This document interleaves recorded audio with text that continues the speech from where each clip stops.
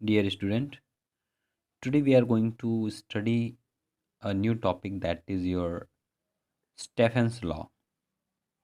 हम देखेंगे कि अकॉर्डिंग टू स्टेफेंस या अकॉर्डिंग टू स्टेफेंस ने जो लॉ दिया है वो कहता क्या है। According to this law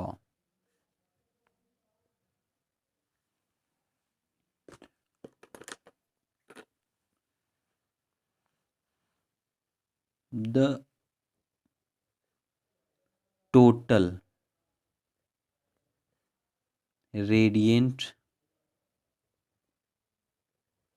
energy emitted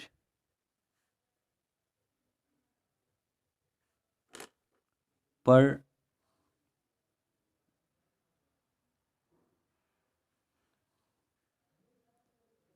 unit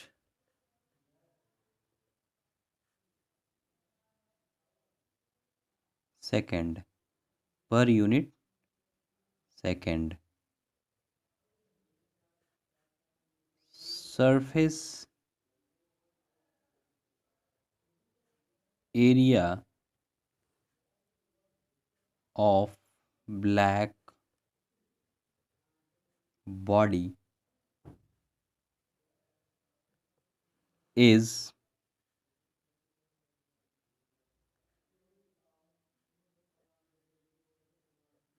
proportional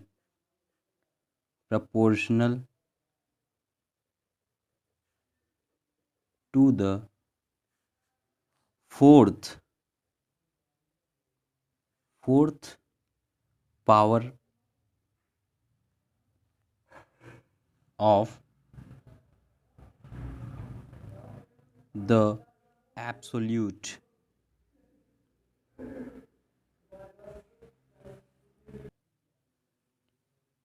temperature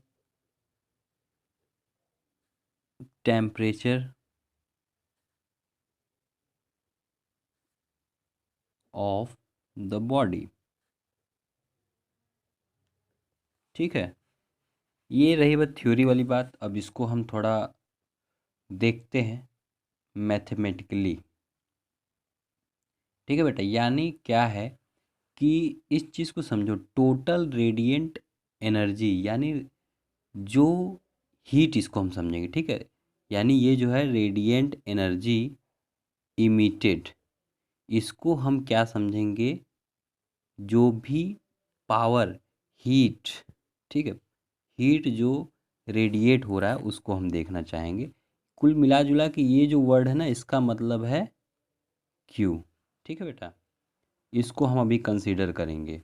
यानी हम देखने जाते हैं कि इनके अकॉर्डिंग, यानी जो भी रेडिएंट एनर्जी है पर यूनिट, इन सब को total radiant energy emitted per unit second surface area of black body, यानी ब्लैक बॉडी के सरफेस एरिया से जो पर सेकेंड में जो एनर्जी इमिट हो रही है, उसको इन्होंने क्या कह दिया, एक वर्ड से बोला ई, उसको इन्होंने ई से डिनोट किया और कहा कि ये डायरेक्टली प्रोपोर्शनल होगा क्या, एब्सोल्यूट टाइम यानी एब्सोल्यूट टेम्परेचर जो है, ठीक है, एब्सोल्यूट टेम्परेचर के फोर्थ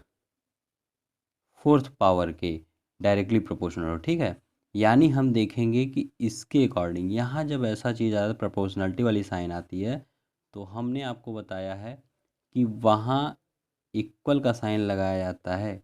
इस प्रोपोर्शनल को हटाने के लिए एक आएगा सिग्मा। क्या आएगा, सिग्मा। सिग्मा हम देखेंगे बच्चे एक कांस्टेंट है, इसी को हमने नाम दे दिया, इसको हम किस नाम से जानते हैं, इसको हम जानते हैं स्टेफन कांस्टेंट।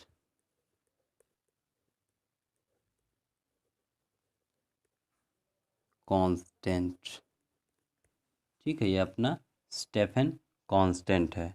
अगर हम देखने जाए बच्चे इस सिग्मा की बात थोड़ा करें, ये तो अपना आ गया, लेकिन अगर यहाँ सिग्मा की बात करें, सिग्मा के बारे में हम ये देखेंगे,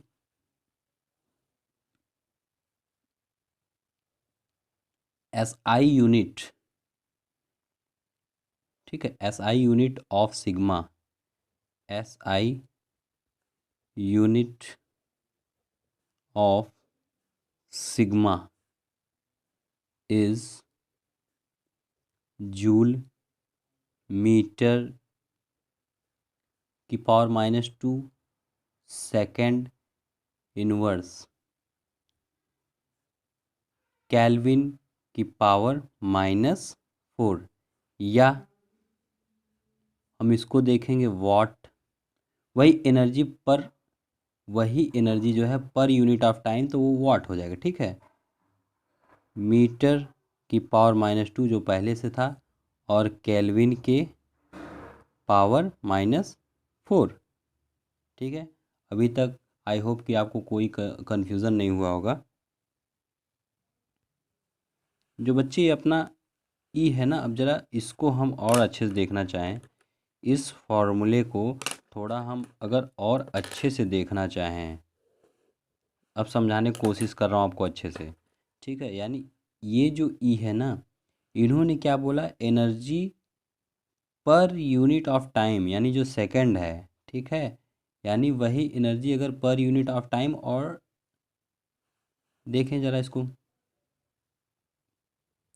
Q upon area per unit of time and area, ठीक है, एरिया और इन दोनों का क्या होगा, मल्टीप्लाई होगा, ठीक है, एरिया और टाइम का मल्टीप्लाई होगा, उसी को हम देख रहे हैं अच्छे से। और यहाँ सिग्मा, सिग्मा को सिग्मा ही रहने दो, सिग्मा की वैल्यू आप समझ गए हो, सिग्मा के बारे में सब कुछ देख लिए हो। और फिर यहाँ हम देखेंगे टी की पावर 4, इस चीज़ को आप ऐसे समझो, इसी फॉर्मूले से पहले तो ये जान जाओ, इसको भी हम क्या कहते हैं, इसको भी हम स्टेफन लॉ ही बोलेंगे, ठीक है। कोई कन्फ्यूज़न नहीं होना चाहिए, इसको आप शॉर्ट में भी याद कर सकते हो और ऐसे भी याद कर सकते हो। अब हम देखेंगे कि इसी फॉर्मूले से Q/T, Q/T क्या होता है, पावर, ठीक है, पावर, सिग्मा ए अपना इधर चलाएगा, टी की पावर 4, ठीक है। यानी अगर इसको पावर के करस्पॉन्डिंग लिखना है, तब हम देखेंगे पावर रेडिएटेड,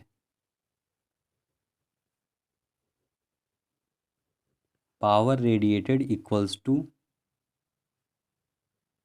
और रेडिएशन हो रहा है तो वहाँ रेडिएटेड ही रहेगा, इमिटेड थोड़ी ना रहेगा, इक्वल्स टू टी की पावर 4, ठीक है। ये आपको याद करने की ज़रूरत है, ये आपको याद रहना चाहिए, बहुत एकदम टू द पॉइंट की बात बोल रहा हूँ बच्चे, ठीक है। अब हम देखेंगे बच्चे, निकल के क्या आया यहाँ, कि अगर हम फॉर परफेक्टली बॉडी की बात करें, ठीक है, परफेक्टली क्या कह रहा है, पहला चीज़ हम देख लेंगे फॉर परफेक्टली ब्लैक बॉडी के लिए क्या होगा बच्चे, इसके लिए ये पी की वैल्यू, वही रेडिएटेड पावर की value sigma A, sigma A T की पावर 4, आप अभी देखे थे मैं वो जो था, ठीक है, ठीक है, यानी ये क्या है, सिग्मा ए की पावर, सिग्मा ए टी की पावर 4, और यही चीज़ हम देखेंगे बच्चे फॉर एनी अदर, यानी जो परफेक्टली ब्लैक बॉडी है उसके लिए तो ये फार्मूला निकल के चला है पावर का, लेकिन जो अदर है, जो पूरी तरीके से रेडिएट नहीं कर रहा है अच्छे से, ना इमिट अच्छे से कर पा रहा है, ना वो एब्जॉर्ब कर पा रहा है, ठीक है। यानी जो परफेक्टली अदर बॉडी यानी जो परफेक्टली ब्लैक बॉडी नहीं है, उसके लिए, यानी जो परफेक्टली बॉडी है उसके लिए हम क्या देखें, उसके लिए चाहे ई ब्लैक बॉडी इमिसिविटी हम देख लें या एब्जॉर्प्टिव पावर देख लें। इमिसिविटी, इसको ध्यान दे देना, इसको ई को हम बोलते हैं इमिसिविटी 1 रहता है, और एब्जॉर्प्टिव पावर भी क्या रहता है, एब्जॉर्प्टिव पावर को ए से डिनोट करते हैं, ये भी क्या होता है, 1 ही होता है, ठीक है। यानी ये दोनों ही परफेक्टली के लिए 1 होते हैं। तो हम देखेंगे यहाँ पावर की वैल्यू जो परफेक्टली नहीं, उसके लिए क्या होगा, ई लैम्डा ए टी की पावर 4। यहाँ ये जो ई है ना बेटा, ये जो यहाँ ई है, ये है इमिसिविटी,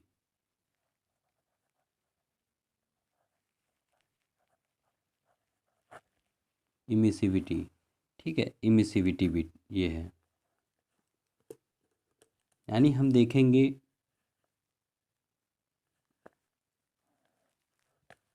इसके लिए ब्लैक बॉडी के लिए तो इसकी वैल्यू अगर 1 रखेंगे तो कोई दिक्कत नहीं, इमिसिविटी की वैल्यू 1 रहती है। लेकिन यहाँ जो परफेक्टली ब्लैक बॉडी नहीं है, उसके लिए इमिसिविटी की वैल्यू हम देखेंगे ज़ीरो से ज़्यादा, एंड 1 से कम होता है, 0 से ज़्यादा 1 से कम होता है। किसके लिए, ये नॉट परफेक्टली बॉडी के लिए, नॉट परफेक्टली रेडिएटर के लिए, नॉट परफेक्टली इमीटर के लिए ये चीज़ निकल के आता है, ठीक है बेटा। और जो ये तो परफेक्टली बॉडी के लिए वो फार्मूला निकल के आया था, जो Q upon A into T equals to sigma T की पावर 4 जो था, वो परफेक्टली के लिए था। लेकिन वही फार्मूला अगर हम, जो नॉट परफेक्टली ब्लैक बॉडी है, ठीक है, नॉट परफेक्टली रेडिएटर है, उसके लिए वो फार्मूला आएगा Q upon A into T, Q upon A into T E sigma T की पावर 4। यानी ये किसके लिए आ रहा है, ये नॉट परफेक्टली, यानी जो परफेक्टली ब्लैक बॉडी नहीं है, ये सब के लिए अलग अलग होता है बेटा, ठीक है, ये सब के लिए अलग अलग होता है। फॉर एग्ज़ाम्पल हम देख लेंगे टंगस्टन, इसका एग्ज़ाम्पल हम देख लें।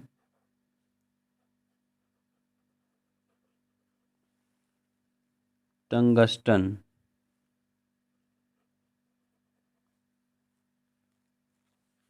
टंगस्टन के लिए बेटा ये हो जाता है 0.4, ठीक है। टंगस्टन के लिए, फॉर टंगस्टन ई की वैल्यू 0.4 होती है, ठीक है। तो यहाँ जो है अलग इसकी वैल्यू निकल के आएगी, ओके। अब हम देख लेते हैं बेटा एक चीज़ और, कि इसी लॉ को, स्टेफेंस लॉ को एक नाम और दिया गया था, ठीक है। इसी को जो है एक नाम और दिया गया था, उसका नाम है ये Stefan Boltzmann law, Stephen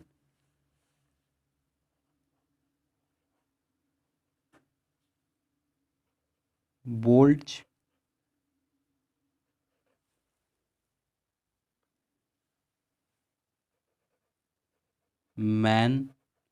law, ठीक है बेटा। यानी इसको 2 साइंटिस्ट ने मिल के किया था। अब इसमें हम देखेंगे जो बोल्ट्जमैन थे, इन्होंने इसका थ्योरेटिकली, ठीक है, थ्योरेटिकली इसको क्या किया था इन्होंने, प्रूफ किया था थ्योरेटिकली, लेकिन प्रैक्टिकली इसको स्टेफन ने किया था।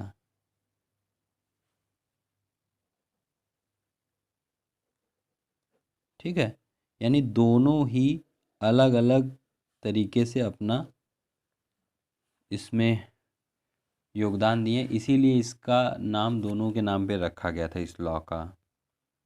एक चीज़ आपको और समझ लेना चाहिए बच्चे, जैसे हम देखेंगे फॉर अ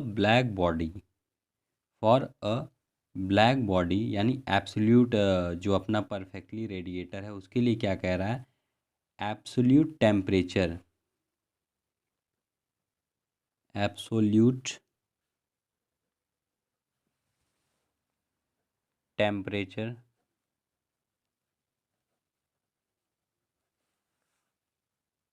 जिसको हमने टी मान रखा, ठीक है, और जो इनक्लोज़र यानी जो उसके सराउंडिंग का इनक्लोज़र टेम्परेचर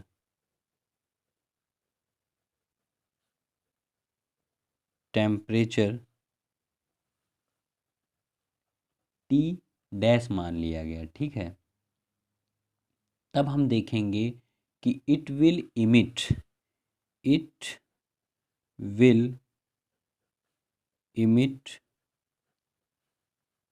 क्या भैया, ये कितना एनर्जी इमिट करेगा, emit energy E equals to sigma T की पावर 4। ठीक है, और ये पर यूनिट ऑफ एरिया भी रहेगा। ठीक है, पर यूनिट ऑफ एरिया भी रहेगा। और हम देखेंगे it will it will absorb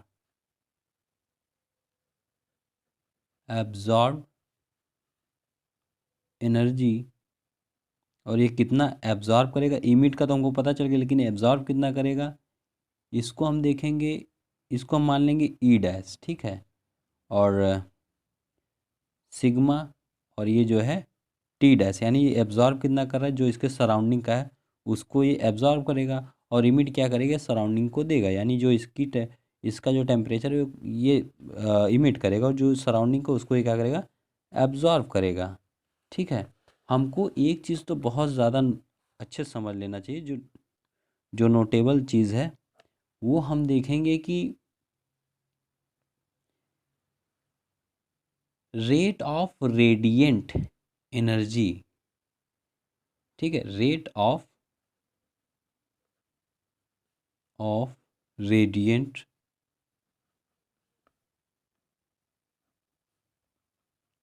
energy does not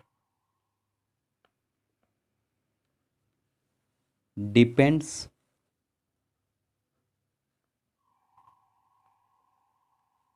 on, पहला तो शेप, न तो ये शेप पे डिपेंड करेगा, एंड न तो ये साइज पे, एंड ना ही वो मटेरियल पे।